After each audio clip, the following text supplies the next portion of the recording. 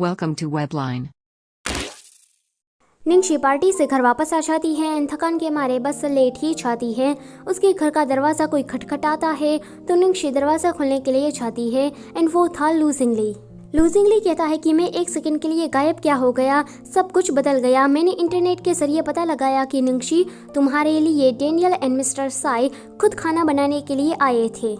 मैं तो कितना अनलकी हूँ, मैंने मिस्टर साई के हाथों का खाना नहीं खाया, मुझे खाना है। इतना कहते ही वो रोने से मुंह बना देता है तो निंगशी उसे स्वीट पोटैटो क्रिस्प देकर कहती है कि ये मिस्टर साई नहीं बनाए हैं, पार्टी से मैं थोड़ा घर पर भी लेती आई।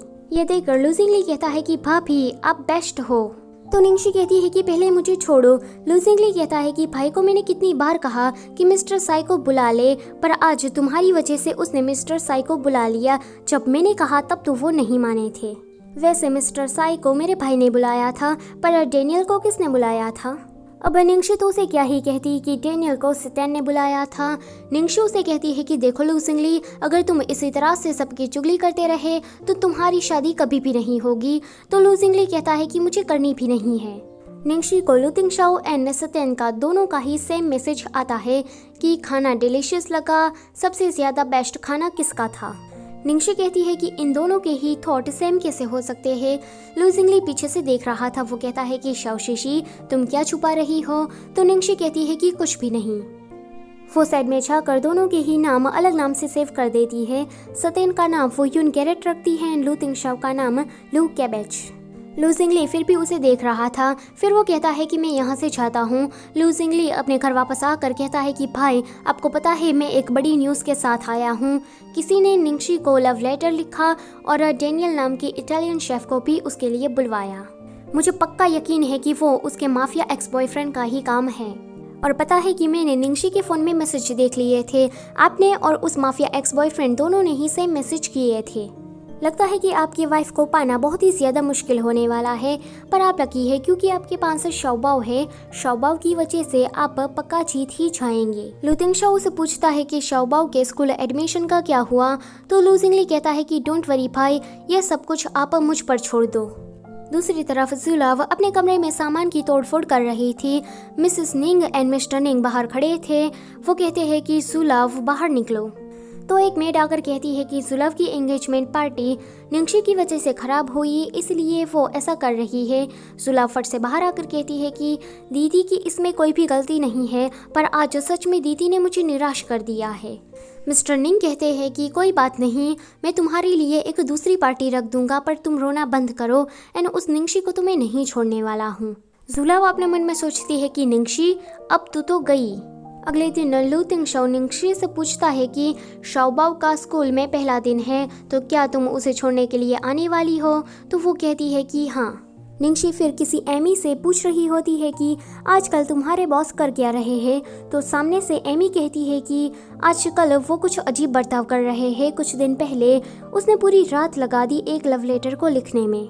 निंगशी को अब लगने लगता है कि सतेन उसे इतनी आसानी से तो छोड़ने वाला नहीं है, इसलिए वो लुतिंगशाओ को मना कर देती है कि वो शाओबाओ के स्कूल में नहीं जाने वाली है। फिर हम स्कूल का सीन देखते हैं। पहला दिन था, सभी बच्चे रो रहे थे। वो कह रहे थे कि हमें घर जाना है। टीचर वहाँ आती है, सभी बच्चों को शांत कराते हुए कहती है कि देखो उस बच्चे को, क्या वो रो रहा है? वो था शाओबाओ एंड लुतिंगशाओ। सभी बच्चे उन दोनों की तरफ जब देखते हैं तो ये दोनों ही कोल्ड रिएक्शन उन्हें देते हैं। ये देखकर सभी बच्चे शांत होने की जगह पर उल्टा जोर जोर से रोने लगते हैं। क्लास बस शुरू होने ही वाली थी। लुतिंगशाओ शाओबाओ से कहता है कि तुम चले जाओ, वो नहीं आने वाली। तो शाओबाओ लिखकर कहता है कि अगर शौशी आंटी नहीं आती है तो वो भी नहीं जाएगा। तभी ही वहाँ पर निंगशी आ जाती है। वो कहती है कि मुझे माफ़ कर देना, मैं थोड़ी लेट हो गई। शाओबाओ निंगशी को देखकर हैप्पी हो जाता है एंड खुशी खुशी अपनी क्लास को अटेंड करने के लिए चला जाता है।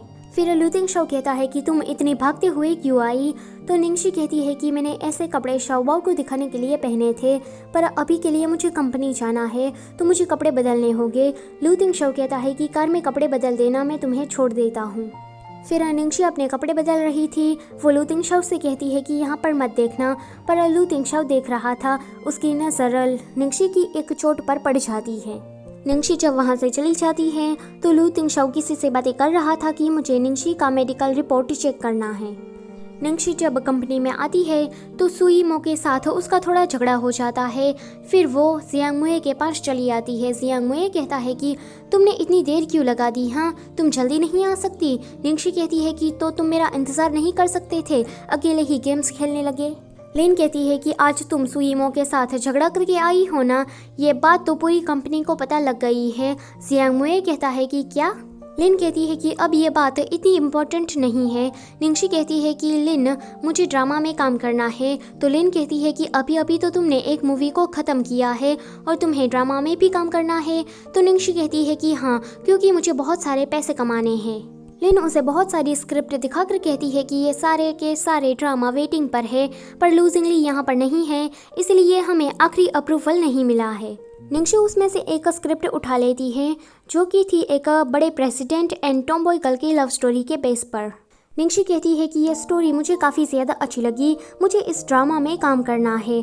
फिर निंगशी लू तिंगशाओ को कॉल करती है एंड कहती है कि मुझे लू जिंगली का काम है। लू तिंगशाओ कहता है कि वो नहीं है, तो मुझे बता सकती हो। निंगशी कहती है कि मुझे उस स्क्रिप्ट के बारे में कुछ पूछना है।